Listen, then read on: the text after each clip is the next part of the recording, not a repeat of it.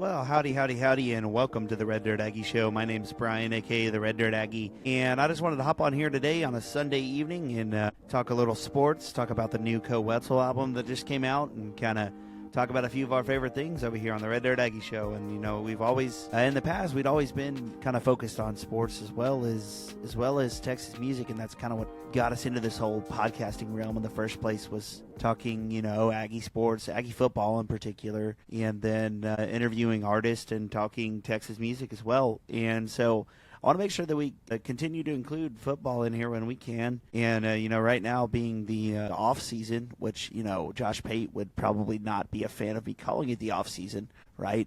You know, obviously a big idol of mine in the sports podcasting space, but he would say there is no off season and you're casual if you think there is one, because there's always stuff going on in the world of college football. But here we are today, and what I want to do today is just kind of want to make some predictions for the upcoming season, in particular with A&M's schedule. I'll kind of go through each game, talk about what I think could happen there for the Aggies. And, you know, it's a great time of year to make predictions, because you can disagree with me all you want and you can call me wrong, but I'm not wrong until it happens, and it's not going to happen for at least another month until the season starts. And then some of those predictions won't either come true or be false until later, so you can't call me wrong until it happens. I mean, you can call me whatever you want, I guess, but you would be wrong in saying that I'm wrong, because it hasn't happened yet, and nobody really knows. Any given Saturday, anything can happen on that football field. I'll start by saying I think there is reason to have cautious optimism in College Station this year. You got new coaches coming in, you got talented players returning, and Connor Wigman. But I say cautious optimism, right? Because if you are an Aggie or a fan of the Aggies or anything of the sort, you know to be cautious with your optimism. You've been burned in the past. We haven't had a 10-win season in a long time. The point being, you know, we build up the hype, and then we're often let down in the end. A lot of 7 and 8 win seasons, which really aren't terrible, but it's the middle of the pack, and it's not where we want to be with all the resources we have. The thought is that we should be competing for championships. Essentially, we should be making the playoff. Now, with playoff expansion, there's a greater opportunity for that, being that it's at 12 teams, and if you're ranked high enough, you got a good enough resume, there's a chance you slip in even if you don't win the conference. Realignment is going to play a role in a lot of things as well. Realignment is affecting college football as a whole. I always think it's fun to talk about that. Are you aware that SMU is going to be playing in the ACC? A school from Texas playing a bunch of schools out on the East Coast. You've got schools in California like Stanford that are going to the ACC, and they're all the way on the West Coast. How are they going to fly all the way over there to play all those games and, you know, not be exhausted all the time? I don't know, but it's a beast, and it's something interesting going on in college football. But yeah, so I kind of just want to start, and I'm looking through some of the preview magazines here. This one's a Phil Steele. I know, you know, he's a little. Some people like him, some people don't. Some of his I like the magazine. Some people don't, but it is what it is. I'm really just using it for a schedule because it does have a nice layout for a schedule in here. But I also have some Lindy's magazines and as well over there behind me, and an Athlon one as well. I haven't been able to get my hand on a Dave Campbell's Texas football yet. I've been looking everywhere for one. I annoyed the hell out of my wife the other day driving around trying to find one. But what we'll do is I'm just going to kind of pull up the schedule here and go through each game and kind of make a prediction. I am just looking at the schedule and kind of gonna go from there and see what we think is going to happen. We're going to make some predictions. So give me just a minute to do that now. Alrighty, and now that I've got my nice schedule pulled up here, obviously, you know, week 1 we got Notre Dame. That'll be August 31st. It's a night game. That has already been confirmed. I do know that one is a night game. College game day will be there as well. So you're going to have a pretty amazing atmosphere, large, big-named opponent coming into Kyle Field. Week 1, right? Right off the bat, you've got just one of the best atmospheres in college football that week, probably the best. And that's why game day's there, right? Coming into Kyle Field, 100,000+ people tailgating all day, just massive crowd around the stadium, in the stadium. A lot of energy, right, if you're out there tailgating all day. And I think it's going to be a really, really exciting game. I think that one's going to be a close game. I think you got an interesting matchup there. Mike Elko, you know, he was defensive coordinator over there at Notre Dame before he came to A&M as defensive coordinator, and then he left A&M as their defensive coordinator. Obviously took the head coaching job at Duke before being hired back at A&M when Jimbo was terminated right in the middle of last season. So a familiar opponent for Elko, for sure. There's a lot of familiarity with that program over there. It'll be interesting to see that matchup.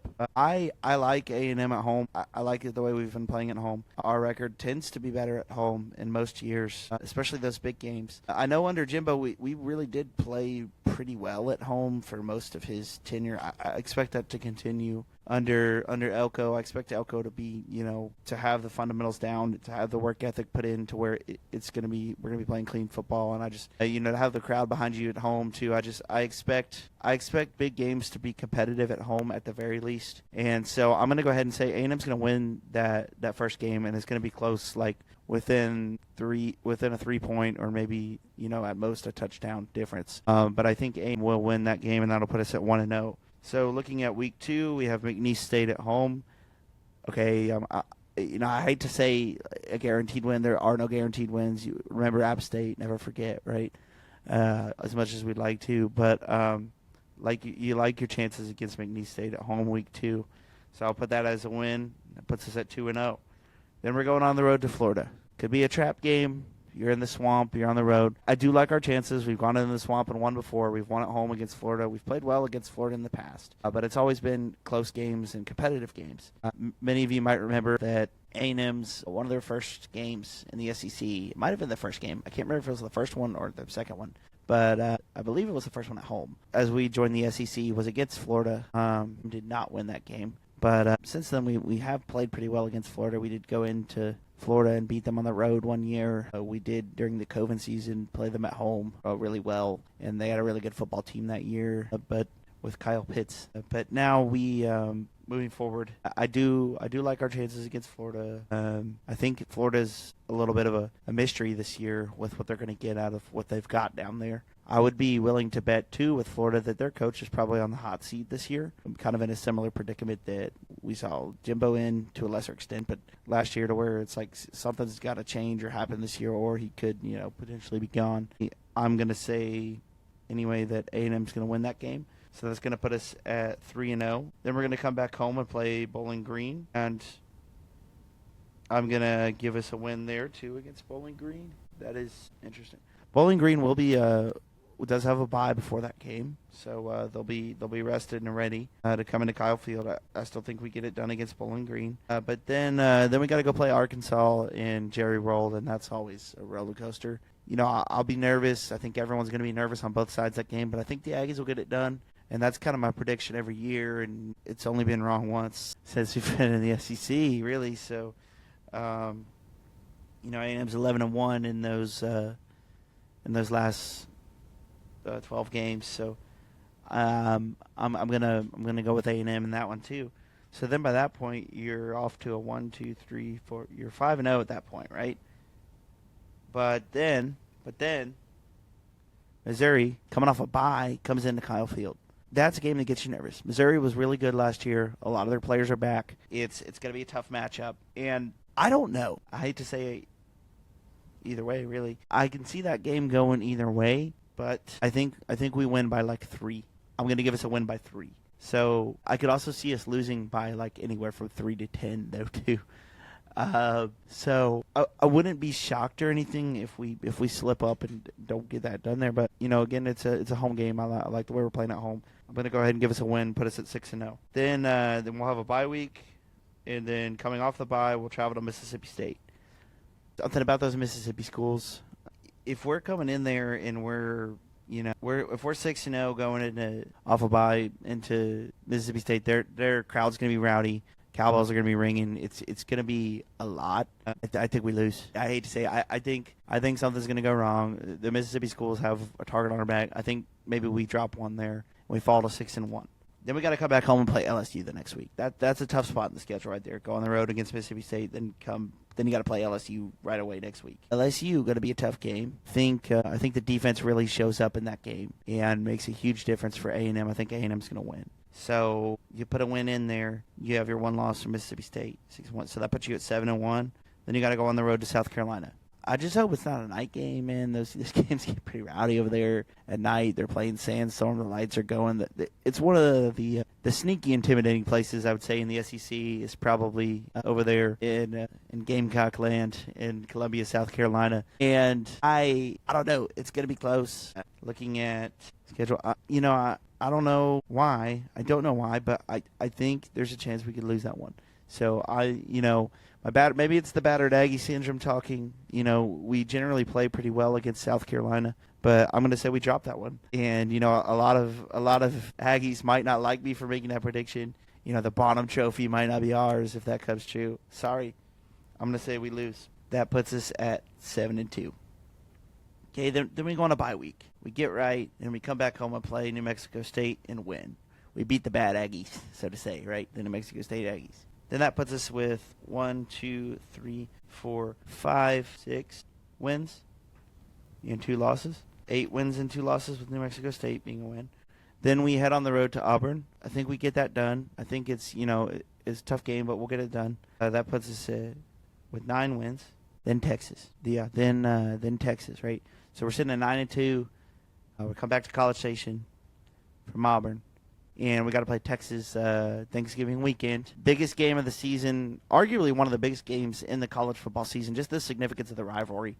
Texas is predicted to have a really good season. Rightfully so. They've earned a little bit of that hype now. You got to be honest, you got to give credit where credit's due. They played some really good football last year. They found themselves in the playoff. So someone did send in a question to the show. Someone sent in a question and asked me, how in the world is Texas ranked number 3 in these preview magazines and in these polls and different things? Well, they made the playoff last year. I mean, they were one of the top 4 teams in the country. They did not, make it all the way to the end. They didn't win, but they made the playoff. They were one of the top 4 teams last year. They return a lot of their talent. We don't know what they're going to do in the SEC this year. There's a lot of unknown, but based off what is known, you can't fault them or expect them to do bad. But you can't expect. I'm okay with them being ranked where they are. I'm also okay with everyone talking about Texas too. Building the hype, whatever. Don't talk about it. I don't want to hear anything in the media about us. To be honest, just keep us out your mouth, right? Let them sleep, and then. Maybe they'll wake up later in the season and be like, oh, shoot, wake up after we beat the brakes off of Texas at home, which is exactly what we're going to do. By the way, A&M's going to win that game. A&M's going to win that game. We made a sacrifice for it today. There's a sacrifice over there on the wall. And if you don't know what I'm talking about, check our Instagram story. Check our Instagram story out, and I'll post it on TikTok and Reels and everything too, YouTube Shorts, all that. But we sacrificed a poor little Longhorn stuffed animal. No, it wasn't poor. It was a Bevo stuffed animal, and we ripped the horn straight off the side, sawed them off, and then pinned it to the wall upside down, and that's where it'll stay. And that way, if there's any questions to our allegiance and where we stand here in this Red Dirt Aggie Show studio, there won't be any more after that. A&M wins against TU, and they're sitting at 10-2. And then at that point, it's up to, it'll depend on what everyone else did.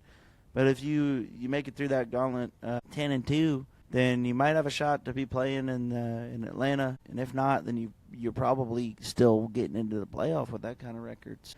Now, I'm not going to predict either one of those things because that feels like a jinx. But I did just predict the schedule 10-2. That's my optimistic schedule with wins over Notre Dame, win over Missouri, and yeah. But I do have us losing to Mississippi State and South Carolina, which may surprise people that those are the 2 that we're going to lose to. There's a lot of different ways that could go, and maybe I'm completely wrong, but we'll just have to wait and see. Alrighty, so that's my football talk for the week. What I want to kind of start doing these Sunday night episodes and just kind of talk about what's going on in the world of what I'm thinking about when it comes to Aggie football or college football.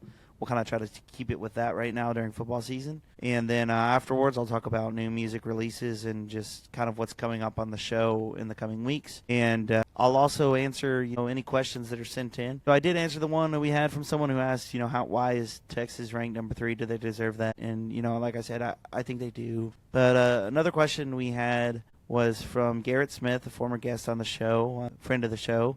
He's been on a couple times, friend of the pod. He's a musician.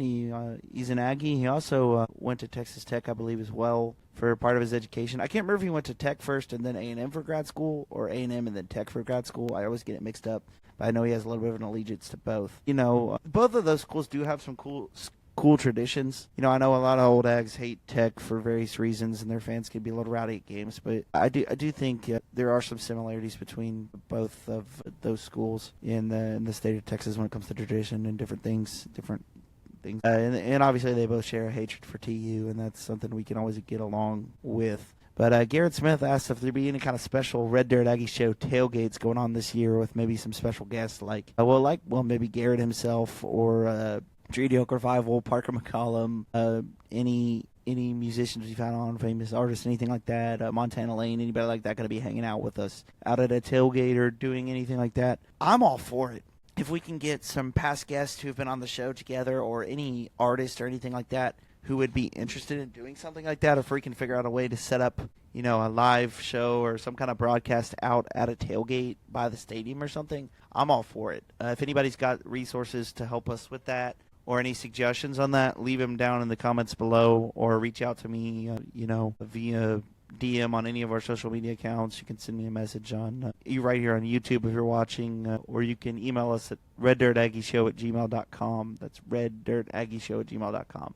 Also, if you go to TexasCountryNetwork.com and you click on the Red Dirt Aggie Show up there at the top, you'll be able to find links to all of our social media, our contact info, anything you need, and new episodes and announcements there as well, and a bunch of other cool content from other members of the Texas Country Network. We work with a lot of cool people and do a lot of cool stuff. Be sure to go there and check that out. Also, quick reminder, we are brand ambassadors for Cowboy Revolution Apparel. If you use code RDAS15, you can get 15% off of any apparel from that website. They make those awesome hats that say cowboy hat, like the one you see right back there. They also have a deal with Trent Cowie, someone who's a friend of ours. But as far as what's coming up on the show, coming up later this week, we'll be starting up musician interviews again. So we will be resuming our interview series where we interview Texas musicians and other musicians across the world of music. Just make sure you stay tuned to your social media. I'll be announcing when those are going to be releasing and who the guests are going to be. But moving forward, I wanted to talk a little bit about, you see I'm wearing my Co Wetzel's Riot Room hat here. If you haven't been up to Fort Worth and checked out Co Wetzel's Bar, do it. It's awesome. It's fun. It's a cool place. They got cool hats like these. They got some cool T-shirts and some funny stuff in there too. Obviously, any kind of adult beverage that you may enjoy. And speaking of adult beverages, I want to give a huge shout out to Strut Whiskey. Give me just a second here. I'll go grab the bottle that they sent us. Alrighty, we're back. But again, I just want to give a huge shout out to. Alrighty, we're back. And again, I just want to give a huge shout out to Strut Whiskey. And you see here is the bottle that they sent us. And, just a huge shout out. I appreciate them taking the time to send us a bottle and a really kind note and tell us about their product. And it's a really neat product. And you see this one here is not even a one that they sell, but they actually made this just for us. And, I think that's pretty neat. It says Strut Whiskey Outlaw Society on it. And this one was crafted for a select few who believe in challenging the way whiskey should taste. Now, personally, I did. You can see there's a little bit missing out of the top there. I did try it the other day, but the process by which they make it is really unique. They actually use what we would call outlaw music or outlaw country music, and they take the sound and basically blast it in the rooms where they're making the whiskey. And something about the frequencies and the vibrations of the music changes the way the particular bottles taste, and they use different songs for different bottles, so every time you're getting something different. The one they sent me, they used Johnny Cash. I Walk the Line by Johnny Cash, I believe it was. Strut Whiskey, check them out online if you haven't. They very, very delicious tasting and very cool. Just the whole process that they do. We're all for anything that supports Texas music here, like our friends at Cowboy Revolution Apparel and Strut Whiskey here. Moving forward, anyway, going back to what I was talking about here with Co Wetzel's Riot Room, awesome place up there. And the reason I bring that up is Co Wetzel, he dropped a new album. And unless you live under a rock, he's been releasing new music in preparation for the album and kind of building up, doing that waterfall release strategy that a lot of artists are using now, where you get almost all of the album before it even comes out, which you can debate whether that's a good or a bad thing. I like it because it gives me kind of a chance to digest one or two songs at a time. rather than a whole album and, feeling like I got to jump around and stuff. That one kind of makes me focus on each song one at a time, and then I already know a few when it does eventually drop, and then I can focus on the rest of them. But overall, as an album, I think it's a very, very solid album. I personally enjoyed this one a lot more than I did his previous one, but all of his albums, the production quality, that everything on them, amazing work. But just personal taste is what it boils down to, and I really enjoyed this album a lot more than the last one. I think you can these songs have a lot of meaning behind them. To Co in particular, you can tell there's a lot of sad topics being talked about there, but just really good, like, heartfelt music that you can tell, and but also some upbeat bangers thrown in there too. Twister, man, that one's awesome. And I found it interesting, he released a song named Twister on the day that movie came out, right? The Twisters movie just came out, and for him to drop that song and then it not be in the movie soundtrack, I thought was a little interesting. But I also know that a lot of those songs in there were already submitted a long time ago, and you had a lot of other artists in there like Luke Combs and different things. But I would have liked to have seen Co get a song in there. I mean, it's called Twister. You think it fit with it well. All in all, great album. There's another cool song on there called Lee that was really neat as well. In addition to Co Wetzel dropping that new music on Friday, we also had a new release from Montana Lane. And check him out if you haven't, by the way. If you're new to the channel or new to the show, or you joined us recently, go back and look at our all of our old content with Montana. He's a great guy. Yeah, be sure to check out the new music from Montana Lane. Be sure to stay tuned to his social media. He's got a website as well. Just type in Montana Lane into Google, it'll come right up. But as always, please follow us on all of our social media. We're doing a giveaway on TikTok when we hit 1,000 followers. We actually already hit 1,000 followers on Instagram as well. Texas Country Network's been building a following as well. Be sure to follow Texas Country Network. But as always, God bless, and we'll see you next time on the Red Dirt Aggie Show.